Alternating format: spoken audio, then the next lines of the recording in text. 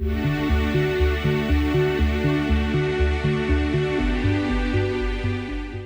is a place that has been doing moonshots for quite a while. I think that the lore about Bell Labs and Xerox PARC is well known, and I think it's a little unfair that the place that has, in a way, been running the longest and certainly over the last 30 years done some of the most exciting stuff is not as well known. This is Skunkworks at Lockheed Martin.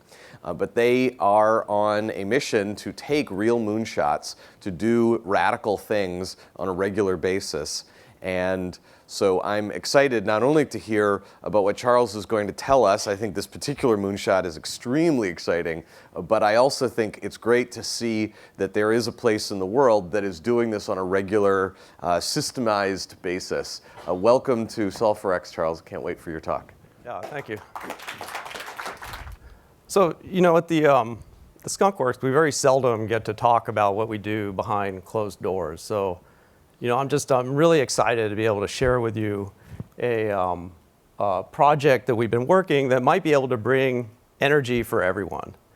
And, you know, just to give it some perspective, the energy problem is really an enduring one. It's an obvious one. And the world uses enough energy for every man, woman, and child to be running a refrigerator, an air conditioner, a TV, and a microwave all at the same time, 24/7, 365 days a year. But you know, that energy is not evenly distributed. There's still 1.3 billion people in the world without electricity. So wouldn't it be wonderful to be able to bring power to the developing world? That would just be a fantastic thing. And of course, our energy use is only growing. It's projected to about double by 2050.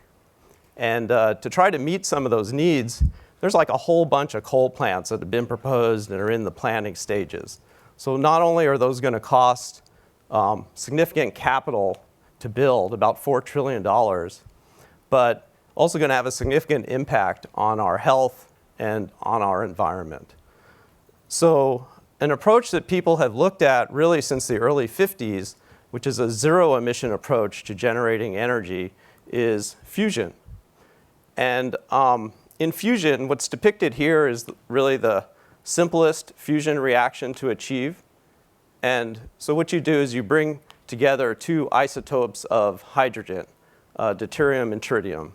And so when you bring those together with sufficient energy and for a long enough time and a small enough volume, they fuse together, creating helium, a neutron, and a whole bunch of energy that you can harvest with an old-fashioned heat energy cycle. So, you know, it's you can generate energy with the heat.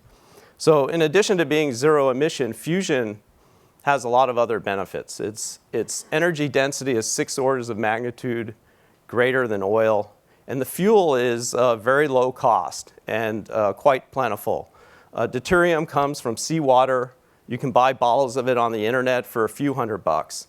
And lithium that would be used to breed the tritium is also really very plentiful.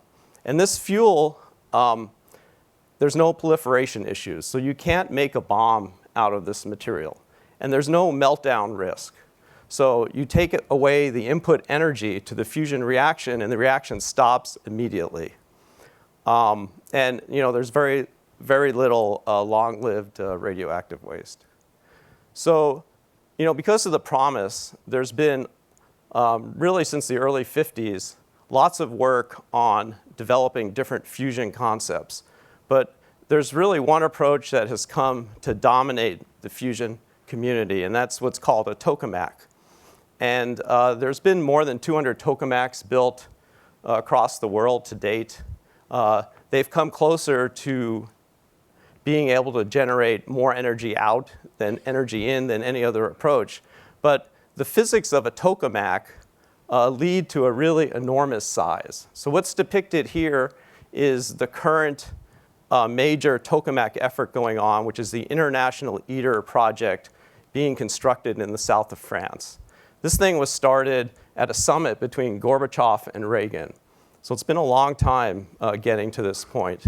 And you could see the scale, if you look at the very lower right-hand corner, I don't know if you can see a little man over there. So let's see, let me have a little pointer here. Sorry. So yeah, so here's a little guy right here. So there's the guy. So, and again, this scale is driven by the physics. You can't make this smaller. So that scale naturally leads to extremely high costs, high complexity, and really long time frames. The first power plant based on ITER is not projected to be ready until the mid-2040s at best.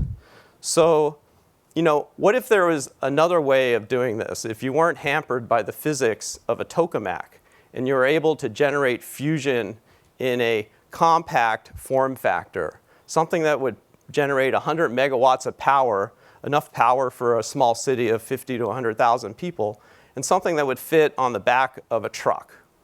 And so if you think of the complexity of something like this, it's closer to that of a jet engine. So it's something that you would be able to build on a production line versus being a major infrastructure project.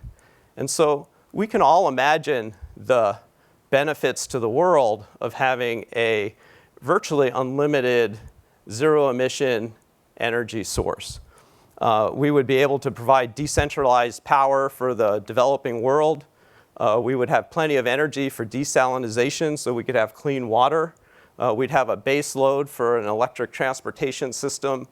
And we could even enable fast space travel, so we could get to Mars in a month versus 6 months and not have to worry about some of the cosmic radiation health issues.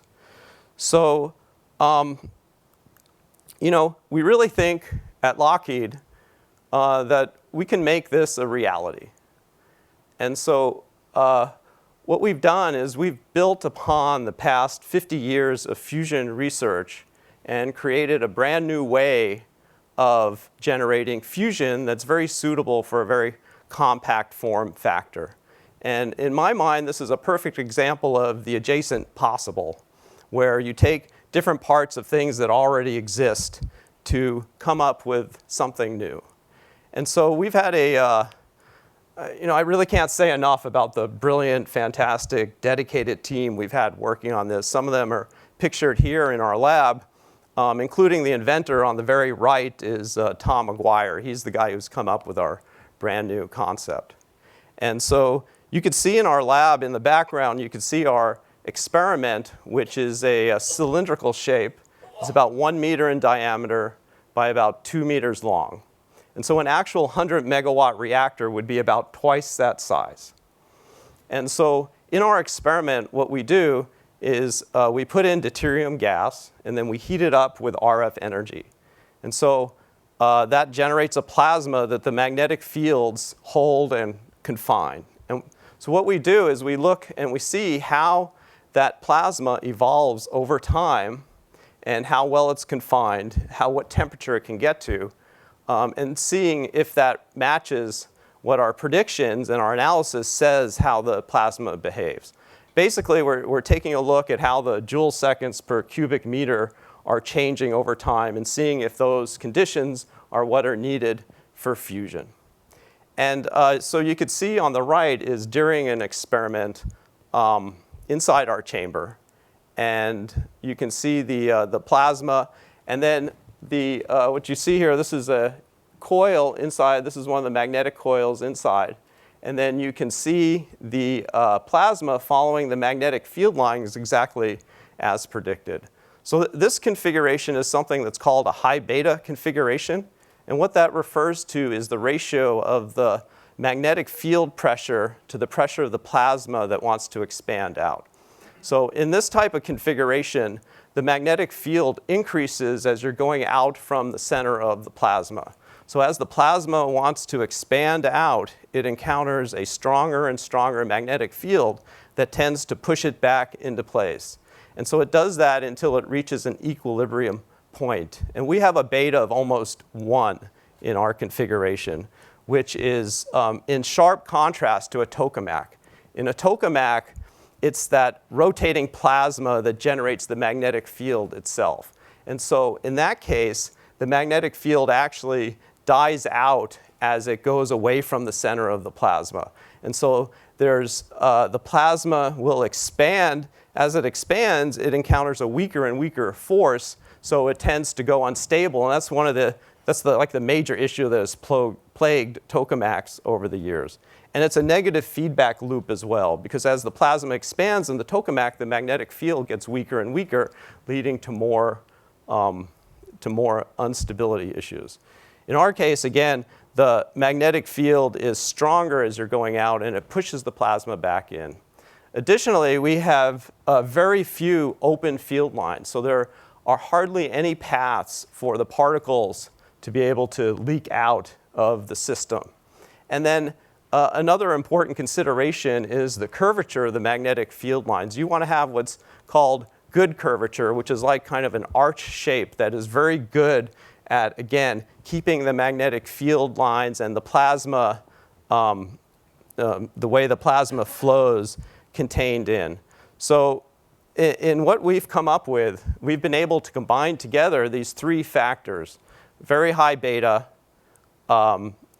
very few escape points with the field lines, and then also this excellent curvature, so we have good MHD stability.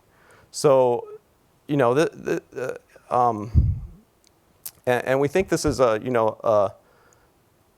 really the best approach that we've seen. You know, of course we think that to accomplish this. And, you know, so, I don't know, maybe we really can change the world with this. And again, I just wanted to make the point that, you know, because the complexity is more suited to something you can put into production on a production line versus a major infrastructure project that takes a consortium of governments to achieve, the timeline to making this happen is way different. So 5 years from now, we could have a 100 megawatt prototype reactor. And then in a 10-year time frame, a fully engineered power plant based on this approach.